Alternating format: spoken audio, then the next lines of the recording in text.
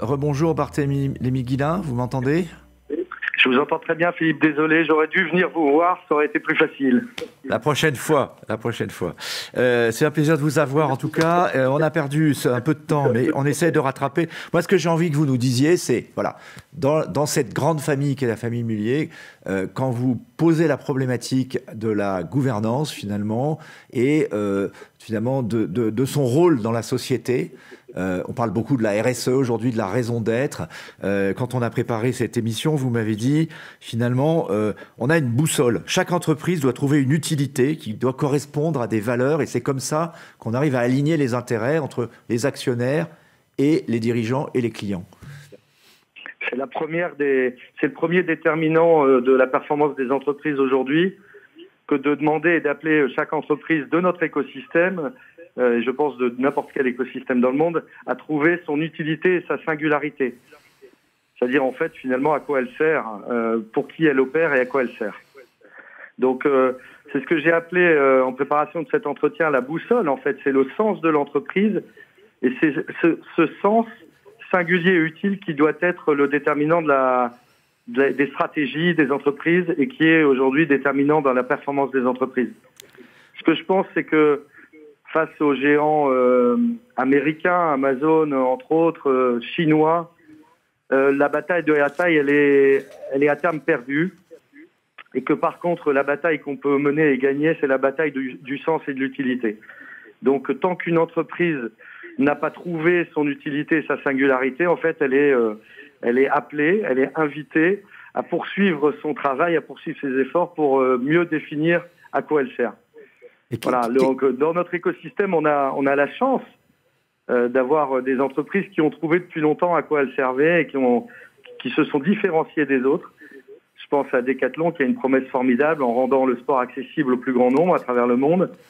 Je pense à Kiabi qui, depuis 40 ans, justifie que sa promesse et son utilité, c'est la mode à petit prix. Et on voit bien qu'à chaque fois que l'entreprise trouve son utilité et la formulation de son sens, elle performe.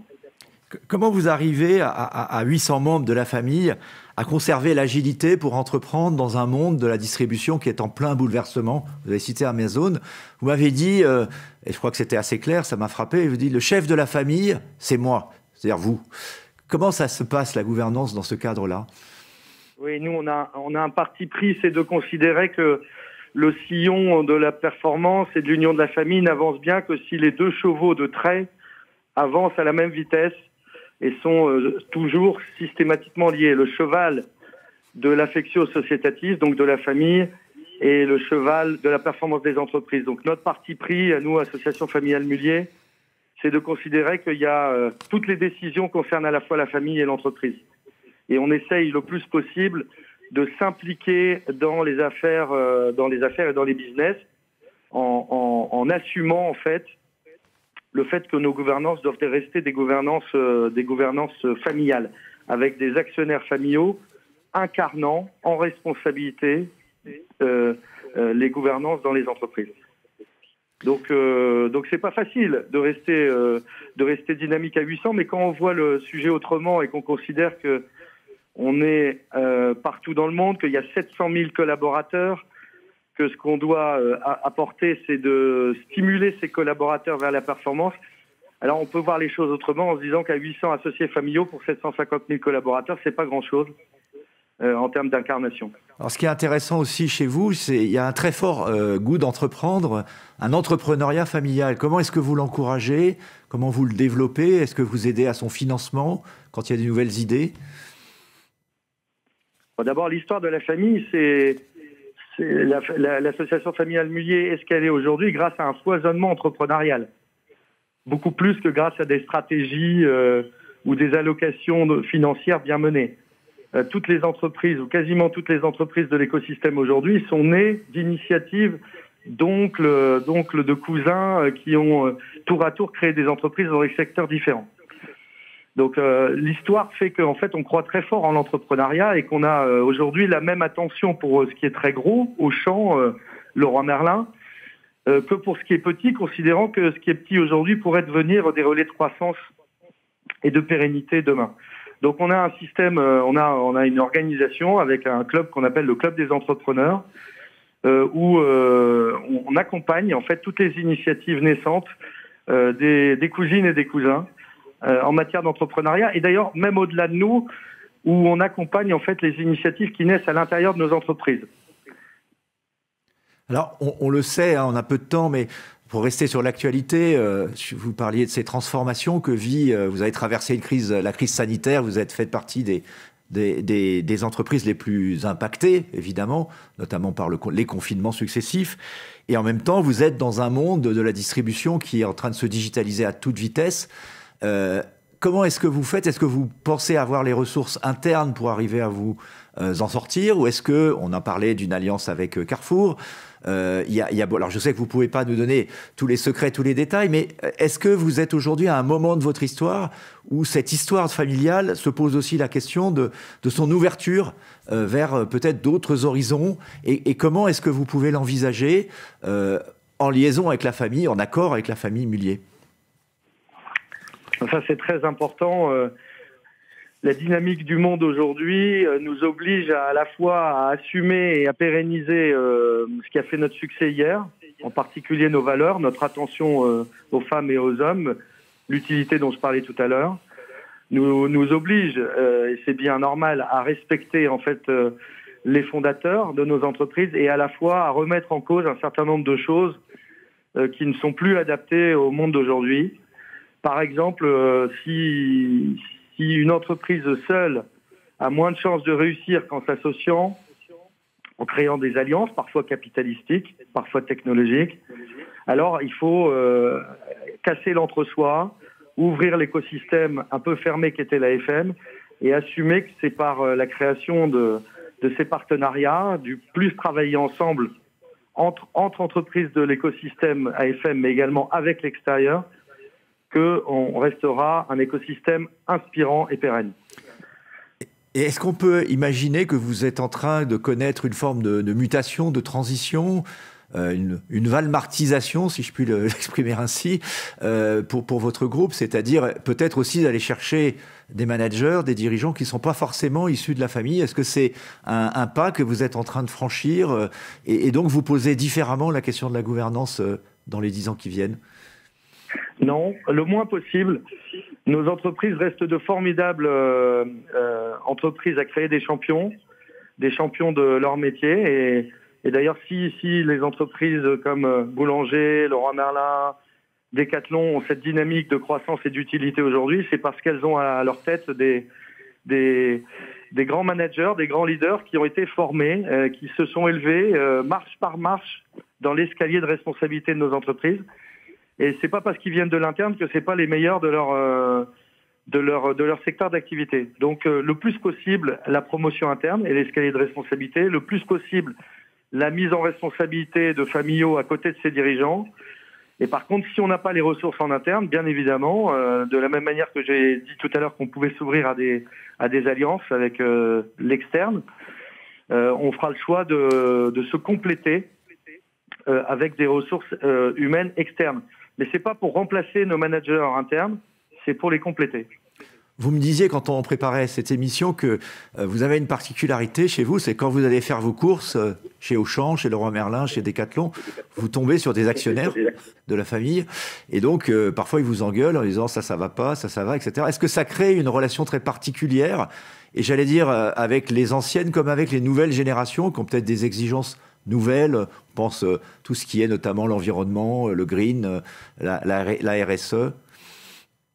La chance des affaires en famille, c'est qu'on ne peut pas fuir ses responsabilités.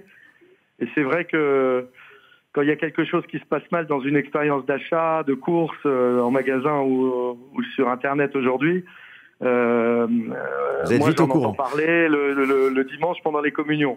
Ouais. Mais c'est plutôt quelque chose de bien, parce que ça permet d'humaniser en fait les affaires, d'humaniser les business. Et puis, il n'y a pas plus exigeant qu'un actionnaire mécontent. Donc c'est plutôt une belle chose. Aujourd'hui, les jeunes générations, elles sont exigeantes avec des choses qu'elles estiment ne pas voir avancer assez vite, notamment la transformation environnementale de nos entreprises. Et moi, je pense que c'est pas quelque chose à éviter ou qu'il faut contrer. Il faut écouter ces générations qui ont plus souvent les solutions par rapport à ma génération qui est un peu bloquée dans la problématique. Il faut le plus vite possible les mettre en responsabilité pour qu'ils puissent trouver et appliquer les solutions qu'ils imaginent pour engager des schémas de rupture en matière de transition environnementale. Vous êtes dans un secteur qui va connaître des transformations, des bouleversements majeurs, on le disait, le digital notamment, mais également la transition alimentaire. Les modes de vie et de consommation sont en train de changer. La crise Covid a changé complètement les habitudes des Français notamment, mais dans le monde entier. Quelles leçons vous tirez, vous, finalement, de cette crise pour le grand groupe de distribution que vous êtes, pour vos enseignes, si vous, en quelques minutes, donnez finalement votre vision des changements à venir? La crise qui n'est pas passée, mais disons qu'on a passé quelques vagues déjà, est un accélérateur de tendance, ou en tout cas a été un accélérateur de tendance. Je vois quelques tendances qui ont été accélérées et dont il faut être bien conscient pour continuer à passer les vagues suivantes. La première évidence accélérée, c'est le besoin d'accélérer la transition digitale et environnementale. Les entreprises qui avaient engagé cette transition, peut-être un peu en avance de phase par rapport à d'autres, ont mieux résisté, ont mieux performé que les autres. La deuxième leçon de cette crise, c'est la prime au leader, la prime au leadership et à la part de marché.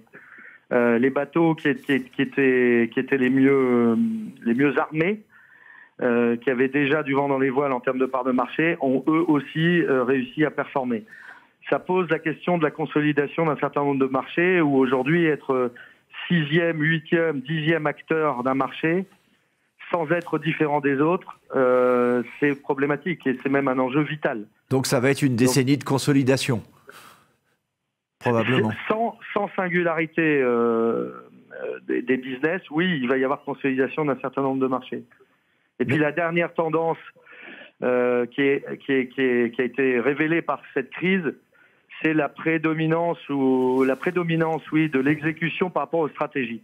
En quelque sorte, toutes les entreprises, tous les leaders d'entreprises ont les mêmes stratégies.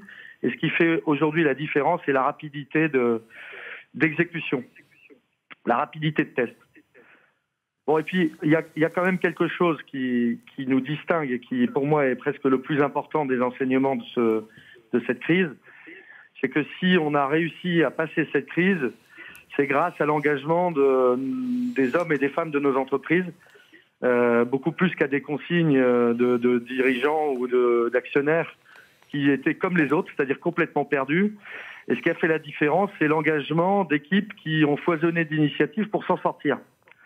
Et je pense que parce qu'on avait plutôt pas mal pris soin de ces femmes et de ces hommes avant la crise, quand ça a été mal, ils se sont révélés être les premiers entrepreneurs et c'est eux qui ont pris des décisions pour sauver leur entreprise.